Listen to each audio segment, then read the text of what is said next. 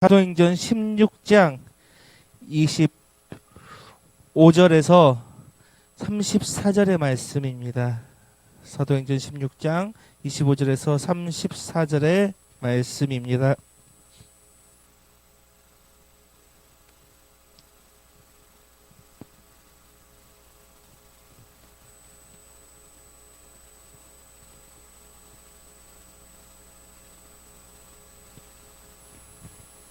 제가 가진 성경으로는 신약 216페이지에 있습니다. 신약 216페이지 사도행전 16장 25절에서 34절의 말씀. 다 찾으신 줄 알고 한 목소리로 읽겠습니다. 한밤중에 바울과 실라가 기도하고 하나님을 찬송하며 제술이 듣더라. 이에 갑자기 큰 지진이 나서 옥토가 움직이고 문이 곧다 열리며 모든 사람의 메인 것이 다 벗어진지라. 간수가 자다가 깨어 옥문들이 열린 것을 보고 죄수들이 도망한 줄 생각하고 칼을 빼어 자결하려 하거늘 바울이 크게 소리질러 이르되 내 몸을 상하지 말라.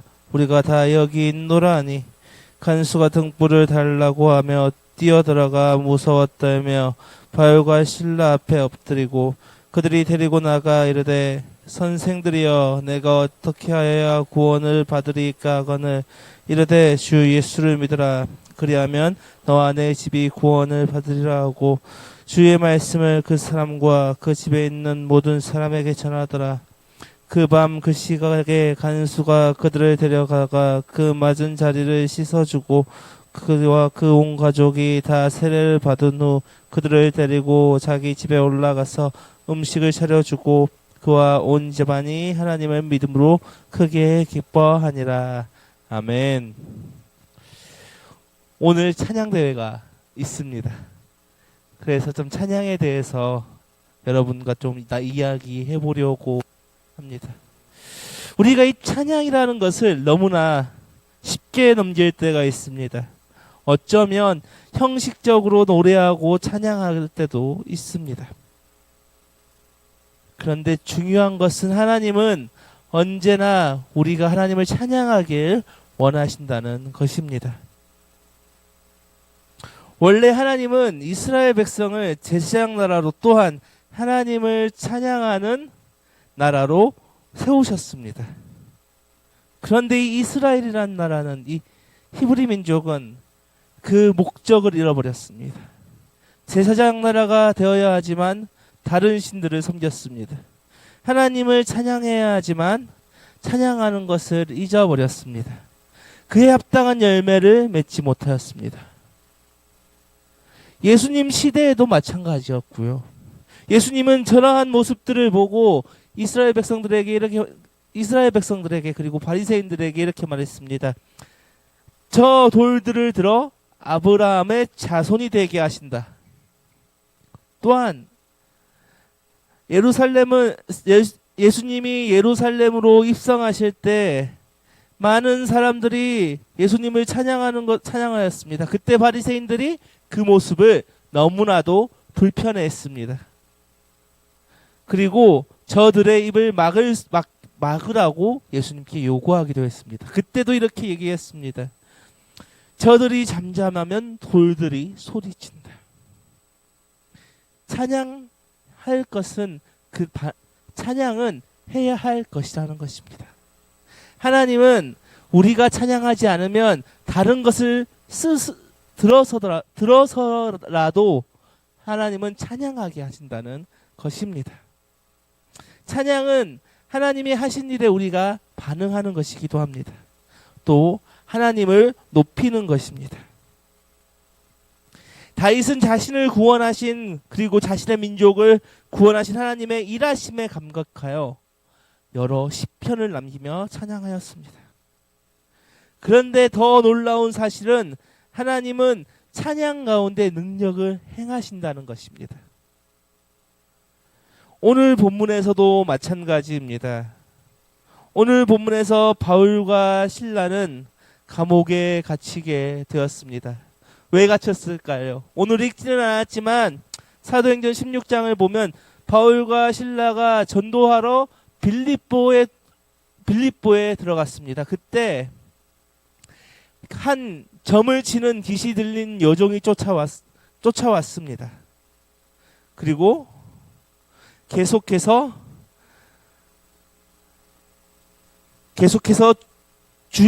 바울과 실라를 따라 다녔습니다. 그것이 괴로워서 바울과 실라는 이 여종의 귀신을 쫓아버렸습니다. 그런데 이 여종의 주인, 이 점을 통해서 돈을 벌던 이 여종의 주인이 바울과 실라를 고발했습니다. 유대 전통으로 자신들의 풍속과 다른 것들을 통해서 자신들의 사이인 빌립보 사회를 어지럽게 한다는 이유로 고발하였습니다. 그러한 이유로 바울과 실라는 감옥에 갇히게 되었습니다. 좀 어이가 없는 이유로 갇히게 된 것이죠. 우리가 보통 감옥에 갇히게 되었으면 어떻게 되었을까요? 억울하게 갇히게 되었으면 아마도 좌절하고 낙심할 것입니다. 그런데 오늘 본문에서 바울과 실라는 보통 사람들과 다르게 행동하고 있습니다. 우리 오늘 본문 25절을 함께 읽겠습니다. 한밤중에 바울과 실라가 기도하고 하나님을 찬송하며 제수들이 듣더라. 아멘. 바울과 실라는 오늘 본문에서 감옥에 갇혀 있는 상태에서도 기도하고 하나님을 찬양하고 있습니다. 보통 사람이라면 낭망하고 좌절할 것이지만 그럼에도 불구하고 바울과 실라는 기도를 멈추지 않았습니다. 그런데 더 놀라운 것은 찬양 가운데 하나님이 일하신다는 사실입니다. 우리 오늘 본문 26절을 함께 읽겠습니다. 이에 갑자기 큰 지진이 나서 옥터가 움직이고 문이 곧 다 열리며 모든 사람의 매인 것이 다 벗어진지라. 아멘. 그 밤중에 바울과 실라가 찬양을 하자 옥터가 움직이고 문이 열렸습니다. 그리고 그들의 발을 묶고 있던 쇠고랑이 풀렸습니다. 놀라운 일이지 않습니까? 하나님은 찬양 가운데 일하십니다. 찬양 가운데 응답해 주셔서 그 능력을 보여주십니다. 그리고 찬양을 통해서 하나님의 놀라운 은혜를 보여주시고 묶인 것을 풀어줍니다. 오늘 본문처럼 성경에는 어떠한 상황 속에서도 하나님을 향한 찬양을 멈추지 않는 사람이 한 명 있었습니다. 바로 다윗입니다. 다윗은 그가 어떠한 고난 속에 있더라도 자신에게 행하신 하나님의 일을 찬양했습니다.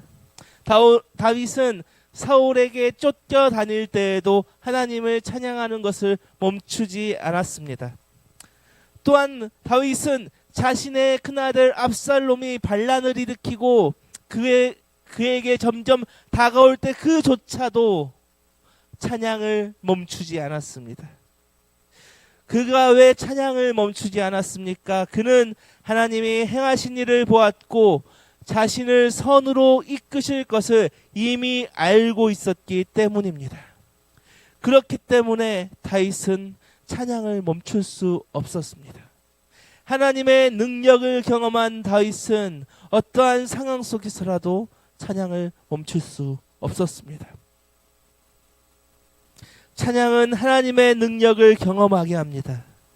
그러므로 우리도 하나님을 찬양해야 할 것입니다. 우리의 삶이 괴롭고 어려울지라도 우리는 찬양을 멈추지 말아야 합니다. 하나님은 이미 우리를 구원하시고 영원한 생명을 주셨습니다. 또한 우리의 인생을 돌아보았을 때 어려움 속에서 하나님은 우리를 분명히 선한 것으로 이끌어가고 계심을 우리는 이미 알고 있습니다. 그렇기에 우리는 이 찬양을 멈출 수 없습니다. 오늘 본문의 바울과 실라가 찬양을 멈추지 않은 것처럼 우리도 찬양을 멈추지 않아야 합니다. 계속 찬양할 때 놀라운 일이 일어났던 것처럼 우리들 가운데서도 하나님이 그 놀라운 능력을 행하여 주실 것입니다. 우리의 묶고 있는 것을 풀어지게 만들어 주실 것입니다. 그런데 이 찬양 가운데 더 놀라운 일이 일어났습니다. 오늘 본문을 보니 감옥 문이 열리고 쇠고랑이 풀린 것을 한 간수는 자신의 목숨을 버리려고 했습니다. 그런데 바울과 실라는 그를 말렸습니다. 그리고 바울과 실라는 그 간수에게 이렇게 말했습니다. 30절 31절을 보십시오. 그들을 데리고 나가 이르되 선생들이여 내가 어떻게 하여야 구원을 받으리까 하거늘 이르되 주 예수를 믿으라 그리하면 너와 내 집이 구원을 받으리라 하고. 아멘. 오늘 본문에서 간수는 자신이 어떻게 이 상황에서 구원받을 수 있을지 질문을 합니다. 지금 간수는 너무나 안타까운 상황입니다. 자신이 맡고 있는 그 감옥의 문이 열리고 죄수들의 쇠고랑들이 다 풀려버린 상황입니다. 만약 감옥에 있는 죄인들이 다 탈옥을 하면 이 간수는 어떻게 되겠습니까? 아마 그 감옥을 관리하지 못한 죄로 죽음을 맞이해야 할 것입니다. 오늘 본문에서도 간수들은 죄수들이 다 도망한 줄 알고 그 자리에서 죽으려 했습니다. 그러나 바울과 실라가 죄수들이 아직 그 자리에 있다는 것을 알려주었고 그를 살릴 수 있었습니다. 그리고 더 중요한 것은 그 간수에게 복음을 전할 수 있게 되었다는 것입니다. 찬양은 능력이 있습니다. 하나님의 놀라운 일을 보여주기 때문입니다. 찬양 가운데 하나님은 능력을 행하십니다. 찬양 가운데 하나님은 소망 없는 사람에게 소망을 주십니다. 또한 복음 전할 기회까지도 허락해 주신다는 것입니다.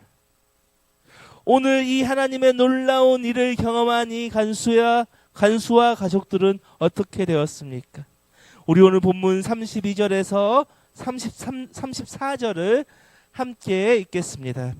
주의 말씀을 그 사람과 그 집에 있는 모든 사람에게 전하더라. 그 밤함 그 시각에 간수가 그들을 데려다가 그 맞은 자리를 씻어주고 자기와 그 온 가족이 다 세례를 받은 후 그들을 데리고 자기 집에 올라가서 음식을 차려주고 그와 온 집안이 하나님을 믿음으로 크게 기뻐하니라. 아멘. 오늘 본문에서 간수와 그 가족들은 바울과 실라에게 복음을 들었습니다. 그 복음을 듣고 세례를 받았습니다. 다시 말해 복음을 듣고 그 복음을 통해 그리스도를 영접했습니다. 찬양 중에 하나님은 복음을 전하게 능력을 행하십니다. 그렇기에 우리는 찬양하는 것을 멈출 수 없습니다. 우리는 인생을 살다 보면 절망을 경험합니다. 죽음의 절박한 상황에 처할 때도 있습니다. 그렇지만 우리가 찬양을 멈추지 않는다면 하나님은 우리를 위로하여 주시고 나아가 하나님의 큰 일을 보게 해 주십니다. 찬양이 멈추지 않을 때 하나님은 분명히 일하십니다. 우리의 삶을 돌아보았을 때 혹시 나의 찬양이 멈추지 않았는지, 혹시 습관적으로 입만 뻐끔거리고 있지 않는지 우리는 돌아보아야 할 것입니다. 찬양이 멈추지 않는다면 일하실 것인데 우리의 삶에 찬양이 멈춰 있었기 때문에 하나님께서 일하시지 않으셨습니다. 하나님은 찬양하는 사람을 또한 기뻐하십니다. 구약의 다윗 왕도 오늘 본문의 바울과 실라도 언제 어떠한 일을 만나든 찬양을 멈추지 않았습니다.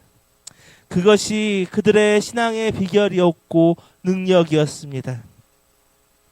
우리도 마찬가지여야 합니다. 어떠한 일을 만나든지 새롭게 결단하여 찬양하는 삶을 살아가며 찬양이 우리의 입술에서 떠나지 않을 때 하나님께서 찬양을 통해서 일하여 주십니다. 또한 우리의 묶인 것을 풀어주시며 찬양 가운데 복음이 전해질 것입니다. 이 시간 이후에 예배 후 찬양대회가 있습니다. 찬양대회 가운데서도 우리가 기뻐 찬양한 것을 하나님께서 기뻐 받아 주실 것입니다. 또한 기쁜 일도 즐거운 일도 슬픈 일도 언제나 찬양하며 주님과 동행하며 날마다 하나님의 임재를 체험하는, 또한 하나님의 능력으로 모두 승리하는 저와 여러분 되기를 소망합니다. 우리 이 시간 함께 선포된 말씀을 가지고 함께 기도했으면 좋겠습니다. 이 시간 우리가 언제나 찬양을 멈추지 않게 하여 주시고 찬양 가운데 일하실 그 하나님의 능력을 경험하는 우리들이 되게 해 주시옵소서라고 이 시간 함께 마음을 모아 기도하겠습니다.